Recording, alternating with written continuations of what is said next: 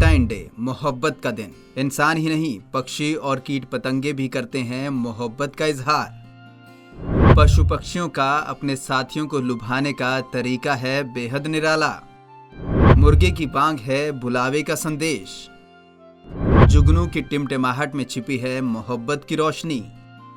अपनी प्रेमिका को रिझाने के लिए नाचते हैं मोर।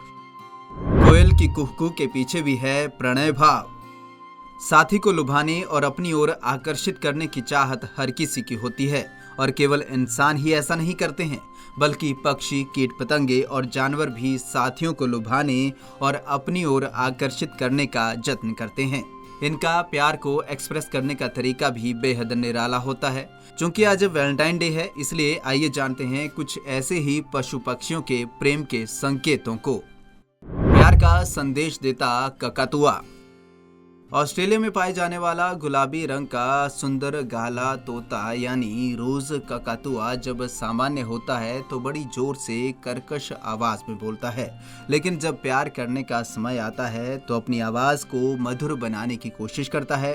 पास किसी शाखा पर बैठी मादा के सामने बड़े ही रोमांटिक अंदाज में धीमे धीमे अपनी बात कहता है और बदले में मादा भी ऐसा ही कर जोड़ा बना लेती है।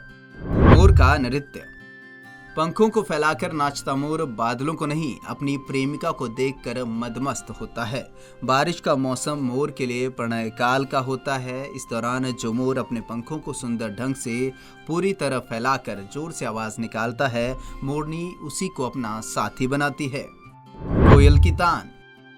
सुदूर दक्षिण के प्रदेशों से आने वाली कोयल की कुहू कुहू के पीछे भी प्रणय भाव होता है। नर पक्षी मादा को बुलाने के लिए मधुर तान में कुहू कुहू की आवाज निकालता है। आसपास मौजूद मादा यदि उसकी कुहू कुहू का जवाब उसी अंदाज में देती है तो दोनों जोड़ा बना लेते हैं। मुर्गे की बांग।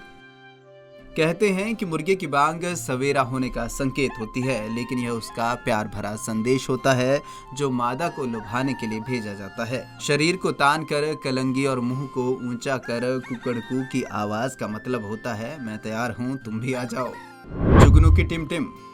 बरसात की अंधेरी रातों में टिमटिमाते जुगनू की टिमटिमाहट भी मादा को आकर्षित करने का बहाना देती है। मादा को लुभाने के लिए अपने शरीर के पिछले हिस्से से एक रसायन छोड़ता है। जो जुगनू जितना ज्यादा टिमटिमाता है वह उतनी ही मादाओं को आकर्षित करने में सफल होता है।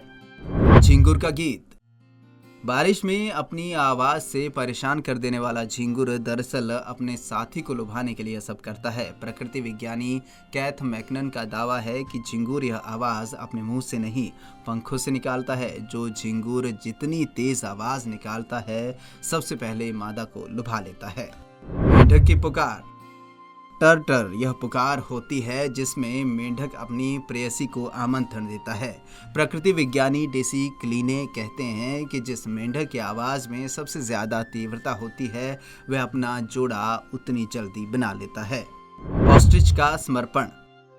पक्षियों में सबसे विशाल रेगिस्तान का निवासी ऑस्ट्रिच अपना प्रेम जताने के साथ साथ परिवार संभालने में समर्पण की अनूठी मिसाल पेश करता है। अपने बड़े बड़े अंडों को सेने के लिए ऑस्ट्रिच को बहुत मेहनत करनी पड़ती है। इस जिम्मेदारी को नर और मादा आपस में बांट लेते हैं।